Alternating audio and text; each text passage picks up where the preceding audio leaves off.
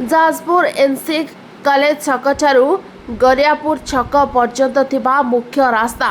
किछि दिन तले पूर्त विभाग पक्षरु निर्माण कराइतिला। हेले रास्ता निर्माणर किछि दिन मध्यरे विभिन्न स्थान में खालखमा एवं गात सृष्टि होइछि। एथिरे एबे यात्री एवं जानबाहन चालकक पई विपदर कारण पलटिबार अभियोग होछि। स्थानीय लोकंक कहवा अनुसार रास्तार थिबा बड़ बड़ खाल जोगु 2 चकिया एवं 4 चकिया जानबाहन चलाचल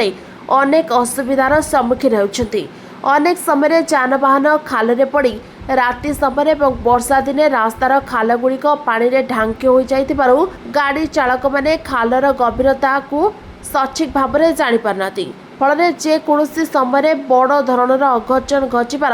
आशंका भी रही। तेणु स्थानीय बासिंदा एवं यात्री माने पूर्त विभाग एवं जिला प्रशासन को यह रास्तार तुरंत जांच करने सह खालखमा मरामती करी रास्ता को यातायात उपयोगी करने को दाबी करछन्ति। मो ना सुरेंद्र कुमार सामल। ये आमर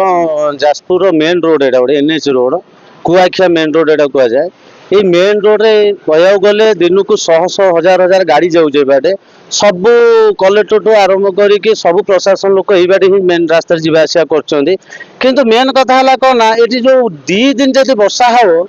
विराट बड़ खाल हो रास्ता रास्ता एत लो हिसाब से कम हो रास्ता रिपेयरिंग भी करूना किसी करूना किए भी शुणुना प्रशासन भी देखुं एत बड़ बड़ खाल हो गला वर्षा हेले पानी जमी लोक पड़े ताकू भी से देखुना एवं वर्षा हो